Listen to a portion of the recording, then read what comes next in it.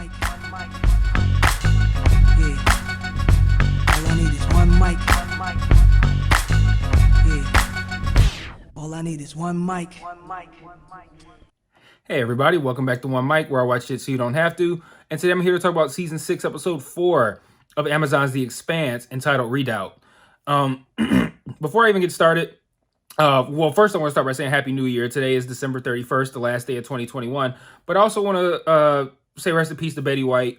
I know a lot of us were fans of Betty White, are fans of Betty White. I spent a lot of my childhood with my mother and my grandmother watching the Golden Girls. Like my favorite thing to do. And Rose was my favorite character on the show. So I wanted to come out here and just, give a quick shout out, RIP to Betty White. Sucks to lose her on the last day of the year. It almost feels a little ominous, actually. Like she was just like, yeah, I don't want any parts of that, of 2022. Like, did she know something we don't? But rest in peace to her. But I thought this episode was really good. And I thought this episode was so good because it did a whole lot of character work that I found really intriguing.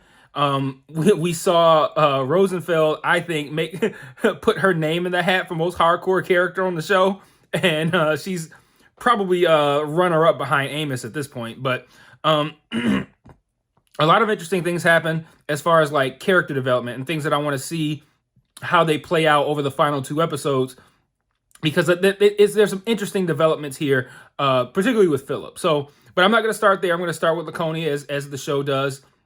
On Laconia, we see Kara's brother's funeral, and Admiral Duarte shows up, who we have heard. I don't believe we've seen on the show, but the name is we've heard the name. He's the leader of the MCRN that kind of like what's the name of it? I'm drawing a blank on a word right now, but basically he jumped ship and he joined up with Marco, and he's been sent to essentially inhabit Laconia. And he gives this kind of like, almost like a propaganda pep speech to her.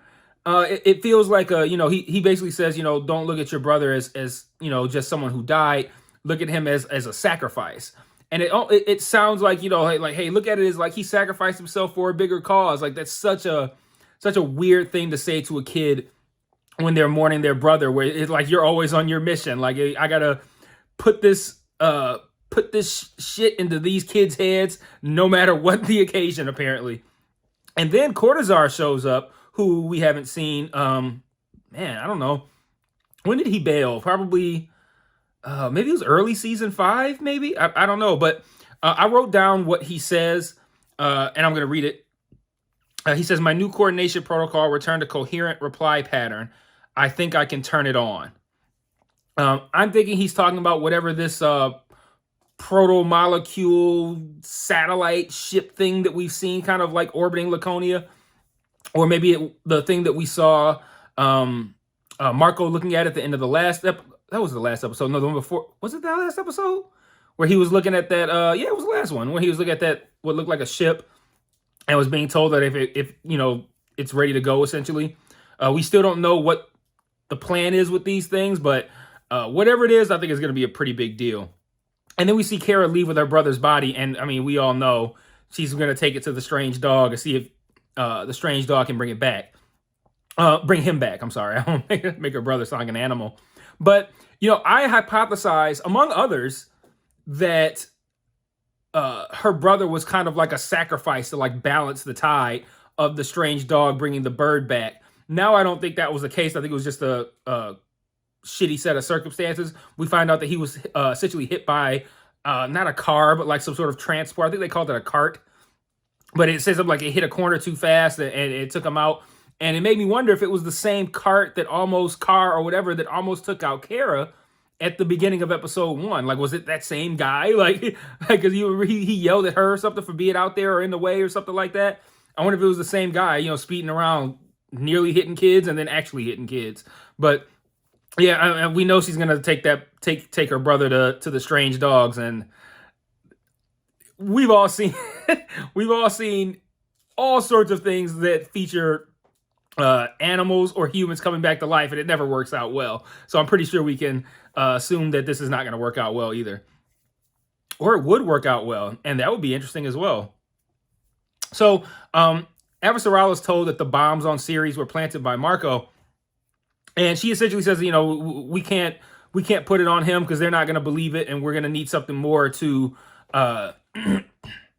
to convince people to turn away from Marco. And this was kind of almost like not an offhand comment, but I'm bringing this up not to really talk about that specifically, but to talk about how this ties into Philip, because I think Philip had a really important episode here. Well, for one, we see that it looks like this, what's her name? Admiral, starts with a K. I can't remember, but she suggests going on an offensive on Medina Station. Avasarala says, no, we're not doing that. Then she sends a message to a different admiral who, again, name I can't remember, started with Peterson. I don't know why I'm drawing blanks on names now, but she sends a message to him saying, Avasarala's not going for it. And he says something like, yeah, we're good to go anyway, though. So it looks like an attack on Medina Station is forthcoming, whether Avasarala likes it or not. But the reason I wanted to talk about the bombs being planted by Marco is that in this episode, Philip kind of befriends a repair guy on the ship after he's essentially demoted to repair technician himself by his father. He befriends this guy, and he's learning how to patch up the ship. And the guy distracts him because he's looking at the news, and Philip overhears something about a number of deaths. And he's kind of like, you distracted me. What was going on? Like, you had to watch the news while we were working. And the guy says he has a brother who is on Ceres that he hasn't heard from since the explosions. And throughout the episode, Philip kind of develops a friendship with this guy. And they kind of bond what this guy's telling him about what his brother was like, what their relationship was like, all that good stuff.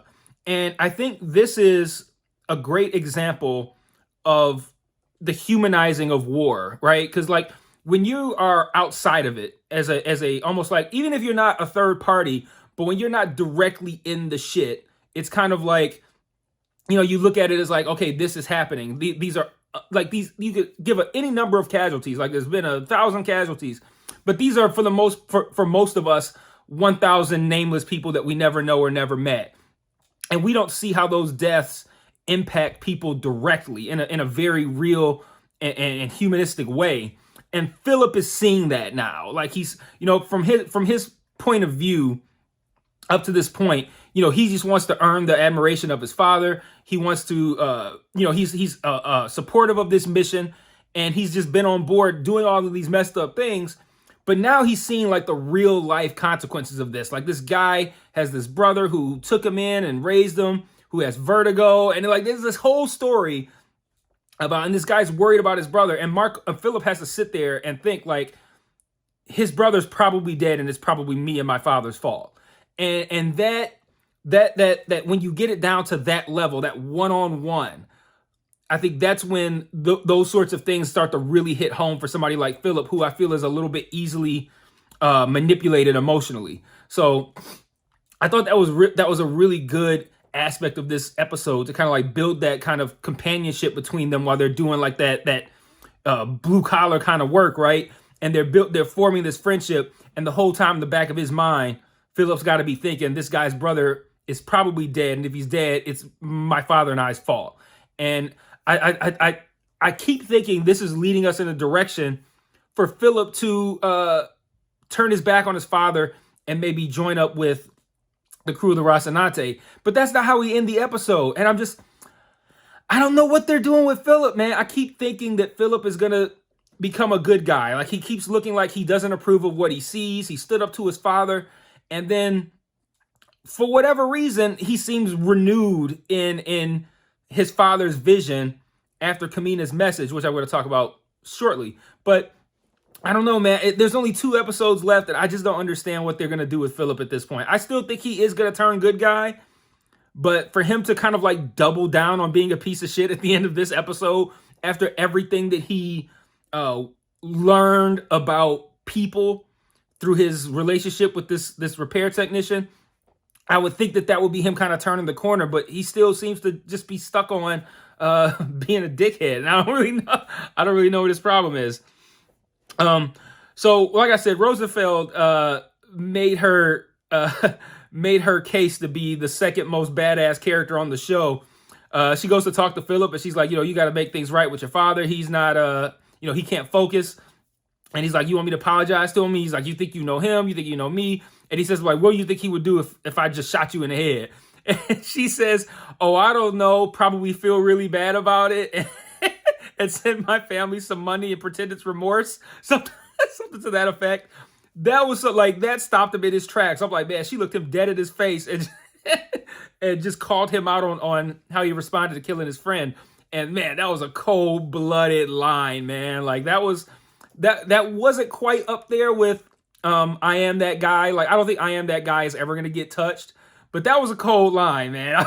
I was like, man, Rosenfeld is on some G shit, man. And then Rosenfeld has a meeting with Marco at the end of the episode. So to rewind a little bit, to rewind to last week, remember when the Rocinante and the Pella kind of squared off? They were 3 ships deep, Marco's team, and the other 2 turned tail and ran.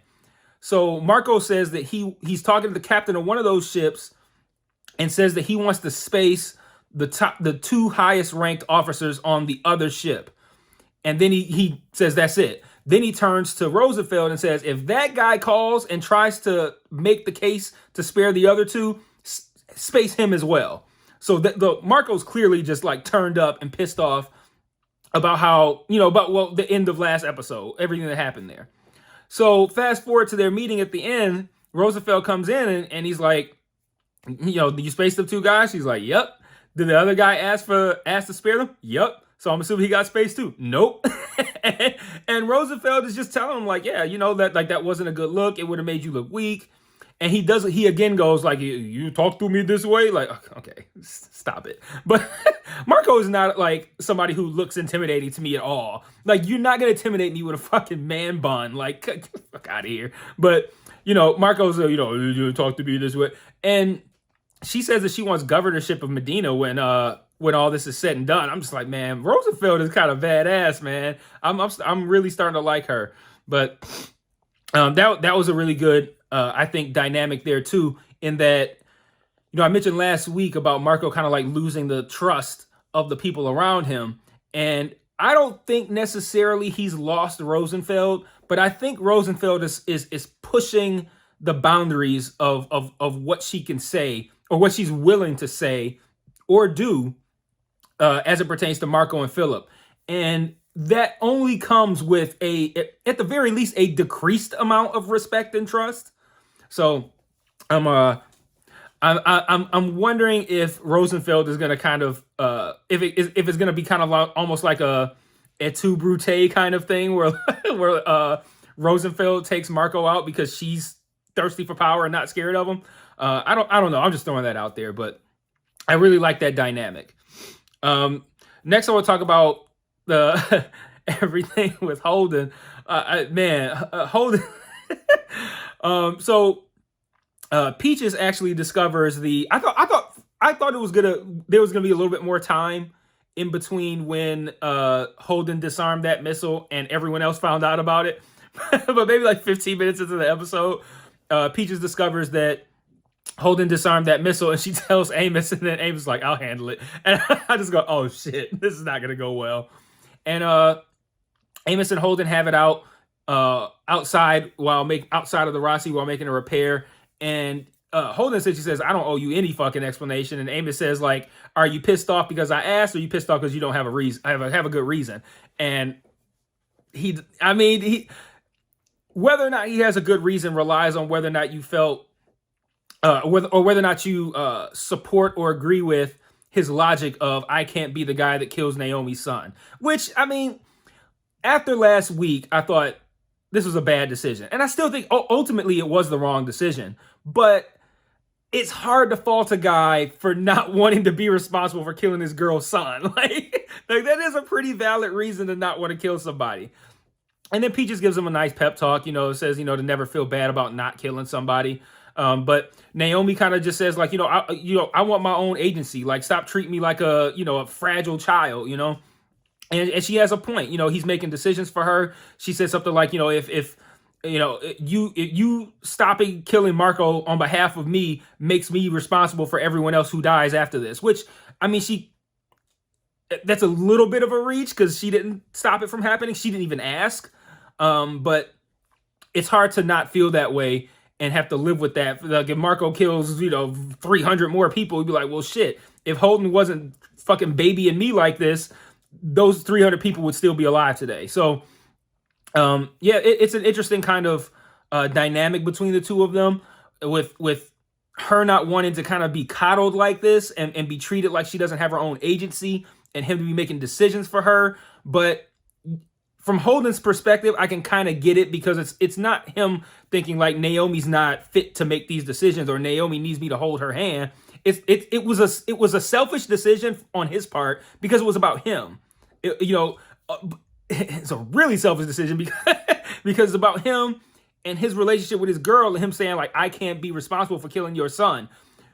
Meanwhile, you had a chance to take out the guy who practically destroyed Earth and is about to take over like the entire galaxy or some shit. But yeah, just make sure your relationship with your girl is cool. A little short-sighted, but again, you can't fault a guy for not wanting to kill his girl's son. So wrong decision. I think we all agree he should have taken Marco out. But man, I mean, what can I say? Like, yo, you should be comfortable with killing your girl's son. Like, I can't say that. So, yeah, Holden's Holden, man. And then lastly, I want to talk about Drummer. But Drummer got 2 scenes this week. The first is that, they finally arrive at one of the supply depots and they go in to raid it. And man, that fucking scene with Joseph's arm, man. Oh, that was probably one of the most gratuitous limb removals I've ever seen, if not the most gratuitous. Because a lot of times, what makes those scenes so difficult to watch is what you don't see. Like, if you look at it and watch it directly, a lot of times you don't actually even see the removal of the limb. It cuts right before whatever chop or cut happens, and then cuts to like, the arm flying away, or the person missing their arm or leg or whatever.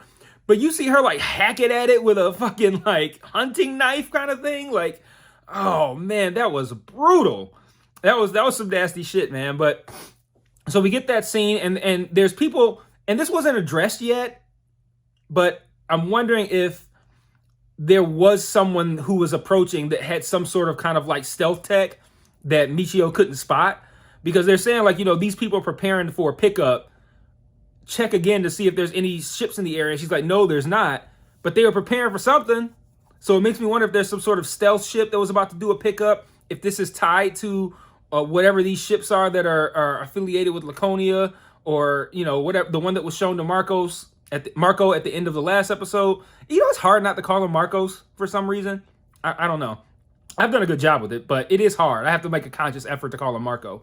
But that was cool. That was a exciting scene to watch. But later, she records a video for him that I'm going to just quote verbatim, which is which basically was Kamina saying, this message is for Marco, use a bitch, Kamina out.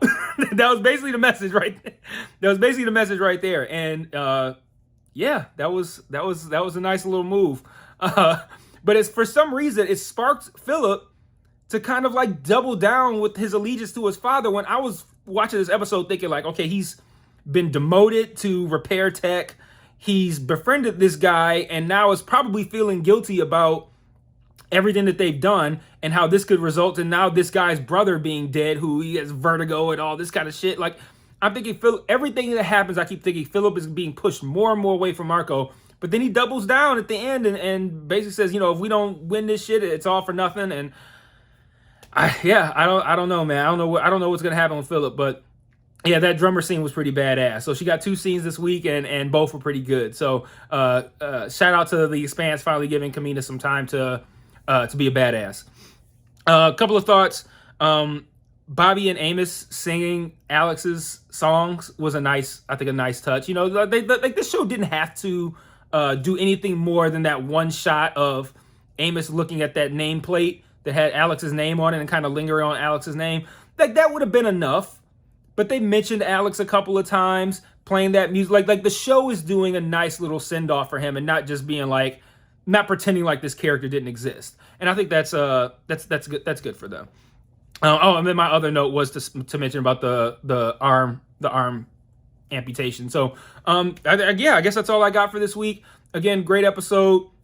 I really enjoyed everything with Philip. I'm curious to see where, if he's going to continue to align himself with his father, or if this break off that I always thought was inevitable, if this is actually going to happen or not. I don't know. But I feel like this guy's brother is probably dead.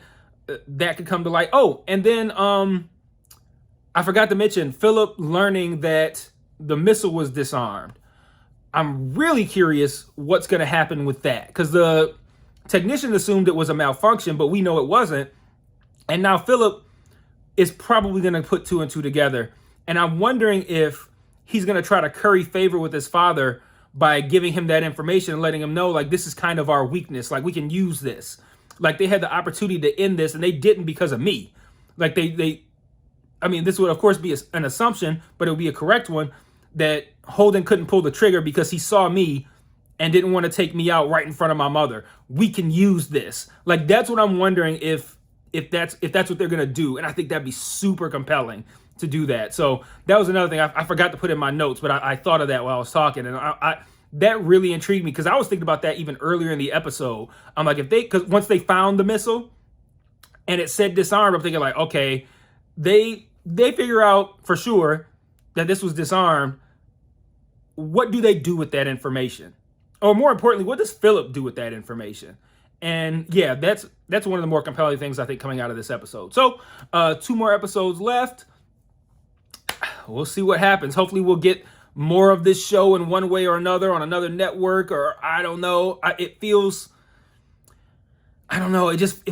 short-sighted to end this with multiple books still left to adapt. And the show, I think, is probably still fairly popular. I don't know, but anyway, 2 episodes left, and I'll see you guys next Friday for episode 5. Peace.